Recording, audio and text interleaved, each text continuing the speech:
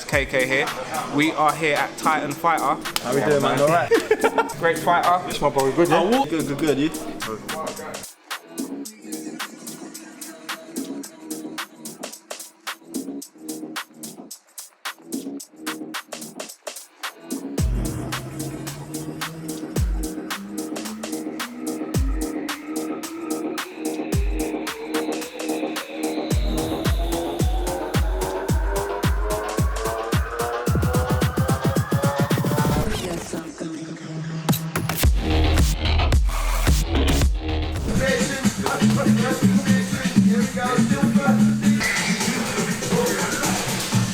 Like that. Wide for the hooky. Now build. I've been for it for years, since I was about 17, 18, but I just never had the confidence to push for it. And then I thought one day I just woke up and I just went straight for it. So now I'm here every day, doing my best, keep pushing. Now I'm surrounded by all these people. Perfect. It's perfect for me. I wouldn't want to go anywhere else. It's perfect. Great legacy. Go for everything. Conquer all my fears, all the things I didn't believe that I can achieve. Everything. I just want everything. And give my family the best life they can have. Something I never had growing up. I just want to give my daughter it. And my mum, everything. Just rise up. Why do you beat people up for fun?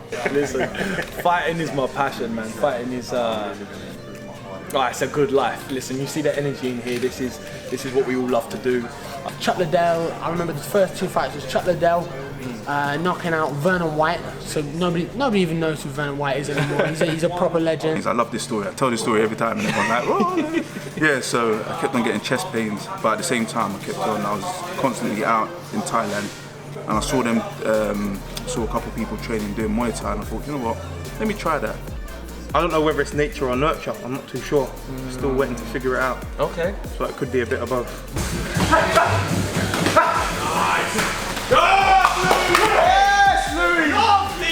Like, it's just a weird sport, but like, I think when you look at it, it sort of comes down to the relationships you build in it, like the mentality you get out of it. Most people I find who are really dedicated to the sport, like most people here, they've got an ambition, they've got a drive, they want to achieve something, so they sort of, I feel like they do the sport because it fits that personality. I'm normally one getting beaten up, so it's even crazier for me. So I mean, it's not an aggressive thing for me. It's more the technical side of it that I just want to become better and better at. Vitor Belfort back in the day, and Vitor Belfort kneed this guy in the head, and there's a cut like 3 inches long. The guy, and I was like, this is insane. But they said that guy was a wrestler. Judo's kind of like wrestling, so I was into it. Went to Kettle's gym in Kent, and I saw people getting ready. Saw people like Jimmy Manuel, Ben Smith, Ben Callum getting ready for MMA bouts. And I was like, yeah. Before I used to hate MMA, used to think it was muscle heads, like, yeah, I'm the hardest guy around here. And I started watching the UFC, saw that the guys in the UFC were educated, they'd gone to university and things like that. And then that's what really appealed to me, because if you're educated and you're still doing MMA, it's like, do you know what? It's not such a meathead kind of a thing. And it's just like weirdly addictive. Like, it's weirdly, you become like, really weirdly addicted to it, and you just want to do it. Like, you know, if you miss it for a week, or if you miss a couple of days, you start beating up on yourself, and you're like, I want to get back down there. So we went along, and I went to a sort of a grappling day, and I competed on the day, and actually met some interesting characters. On the first day, I ended up losing in the semi-final to a guy called Mark Goddard, who's a UFC referee now. But yeah, it was a cool experience. Mark Goddard back then was a high-level British fighter, and I was a 17-year-old boy, and I got manhandled. We got the big hand, boom, and but it was pretty cool. It was a great experience. There was a UFC title contender there on the day who ended up winning the tournament. A guy called Jeff Monson, and it was just like, what's this world? It was in this tiny little gym, and it just opened my eyes. From when I first walked in here, I was about 120 kg, and so I was the biggest guy in here, and I was just getting the crap beat out of me. Yeah.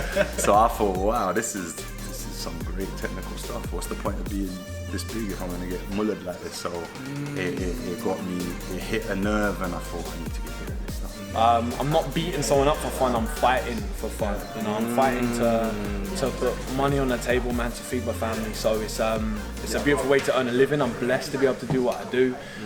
Mate, yeah, I'm honestly, I'm so grateful. Like this is my life. It's yeah, sometimes I wake up and think this is the dream. So yeah, it's a beautiful thing, man. I have a purpose in life now, I have a passion in life. I get to pursue something that's so hard that hardly anyone can do in this world. So yeah, that's why. What is the importance of channeling your aggression in a controlled manner? The number one rule you learn when it comes to mindset and fighting is you don't want to fight with emotion. You don't want to allow yourself to lose control. Every fighter normally goes in with a game plan. First and foremost, it teaches respect. That's what it is for me. So it teaches me respect, to respect everybody and to get along with everybody. And it's just an outlet. If I have a bad day and I come training or I go sparring or I hit the pads or whatever, it just helps me get rid of all that aggression, all that pent up tension, and the pads don't hit back. The pads don't, you're smacking the pads, going crazy, and they're still there at the end. Yeah. And you're gassing, blowing out your ass, and you're thinking, all right, cool, I'm all right now. I'm big on visualization, I'm big on game planning before fights. If I was to allow myself to lose my control, if I was to allow myself to fight with emotion, then all my game plan goes out the window and it goes back to just trying to hurt someone. But that's not the goal. The goal is to win the fight. If you win, you get double pay. So the goal is to win, whether you do it with emotion or not. You're 9 times out of 10 more likely to go in and execute a game plan and win that way, rather than just going in balls to the walls and just be angry. So you have to control the aggression. You need that aggression. You need to be able to hurt someone, but the goal is to execute a game plan, win the fight, on to the next. I mean, I've never been that aggressive person, just because I've always had contact sports. I've always had contact sports. So you had a release. Yeah, 100%. And a way of being able to channel it in a way that, or transmute it in a way that's positive. Yeah, definitely. I've always loved sport. I like competing, and for me, one-on-one competition is the best thing, because it's personally, I don't know why I'm not a team sports guy. I've played a few team sports, but I can't kick a ball to save my life. It's really important. I guess it's fighting people, it's fighting men or whatever you want to call it, and women. I guess if the energy isn't channeled, then the energy obviously goes to other places. And once it goes to other places, I can only speak for myself, obviously, but when that energy goes to other places, that's when it can obviously land you in trouble. When I was in school, I was quite aggressive. It just wasn't on my nature. I think I just got riled up easily, and people sort of picked up on that. The more I did this, the more mellow I become. So, Stu told me this. He's like, it's having the power not to hit back. That's sometimes better. Like, it's the courage not to hit back. Sometimes you throw back because you're nervous. You're like, I have to hit him, and you close your eyes. But it's actually better to stay calm and anticipate the shot, and then you find the moment when to hit. Because sometimes you're just throwing out of fear, and then that's when you get caught. Yeah.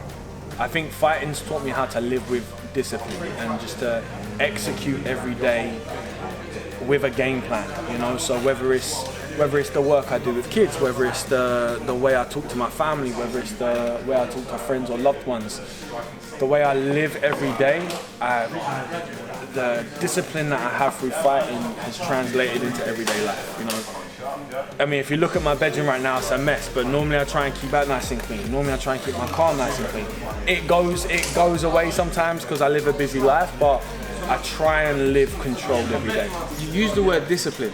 And when I think of the sport, discipline, hard work, commitment are a few of the words that come to me. So what are the other 3 key words? Gratitude is my number one. I'm grateful every day, even before I spar. I thank God before I spar on the mats that I get to do this. To me, discipline, as a man, I think discipline is everything. Probably as a woman anyway, but as a man, like, in modern times, I hate motivation. Like, I hate people like, I need motivation for this, motivation for that.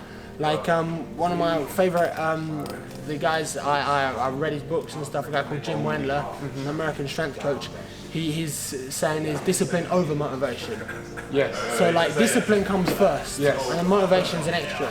So I've got to turn up I've got to turn up, I've got to be here. And sure, if I'm really up for it today, that's fantastic. But 90% of it is turning up. Discipline would be mine because I live my last time I nicked that one. Discipline for me is everything. Every single day I do the exact same things for at least 8 to 10 weeks just to prepare for a fight, and then throughout the year I stay on that mindset. Yeah, respect, discipline and hard work, because when you got a fight coming up in 8 weeks and don't tell the coaches, when you're like 20 kilos heavier than you should be, like if you haven't got the discipline to get down to where you need to get to, you're not going to make it. And just passion.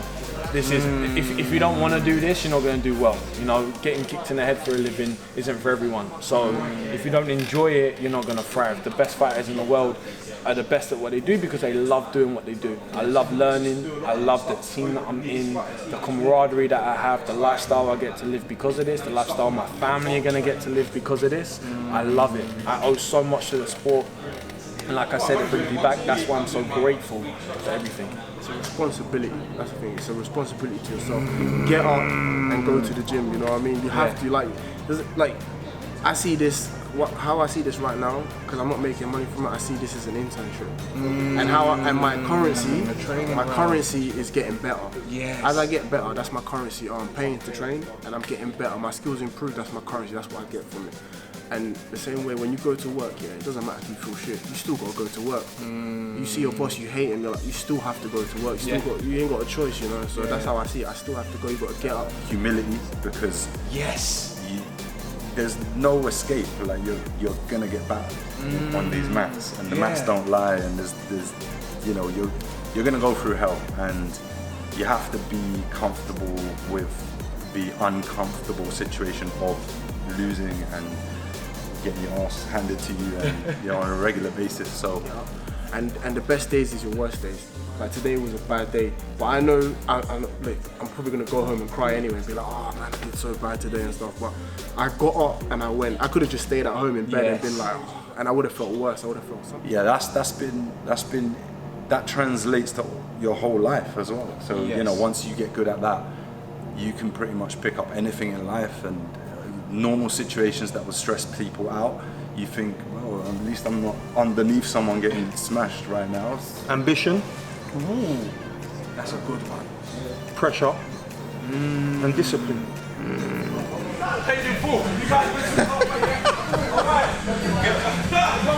See what happens when the young bucks talk, What is the best life lesson that the sport has taught you? Committing to hard work and getting it done.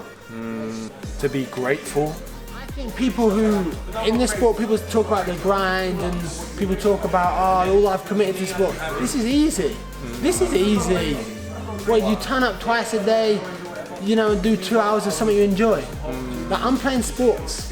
Sure, I get hit in the face. I'm playing sports. It's great. What advice would you give to anyone who perhaps wants to get involved in the sport but is maybe hesitant? You can't go swimming and not expect to get wet.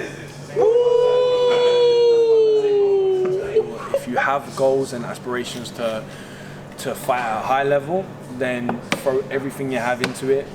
Don't listen to what people say about not being able to do something, about starting too late, about the background you come from. If you give everything to it, you can do something. There's all different types of ways. There's inter-clubs. There's all different types of ways people can slowly dip their toe in the water. Don't have to go head first. Dip your toe, see if you like it. If you like it, go for it. If you aren't sure that you want to fight professionally, you want to do this to a high level, I'd say start with jiu-jitsu.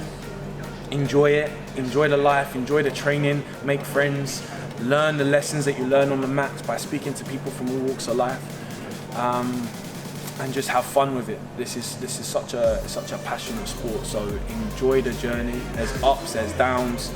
Flipping every day is either going to be the best day of your life or the worst day of your life. And then you get off the mat and it's all gravy again. So I'd say understand what you want to be doing in the sport from the jump, and then just enjoy every day.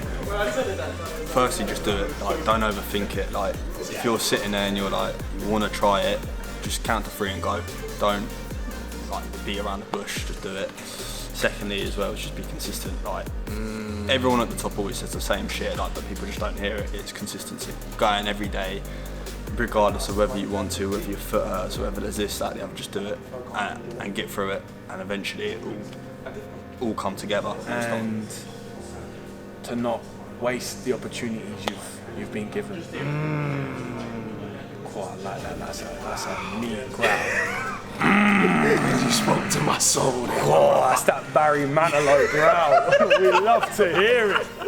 What? Do it again. My man, thanks again so much. Guys, remember to follow Luke on Instagram. Brother, come on. That's awesome.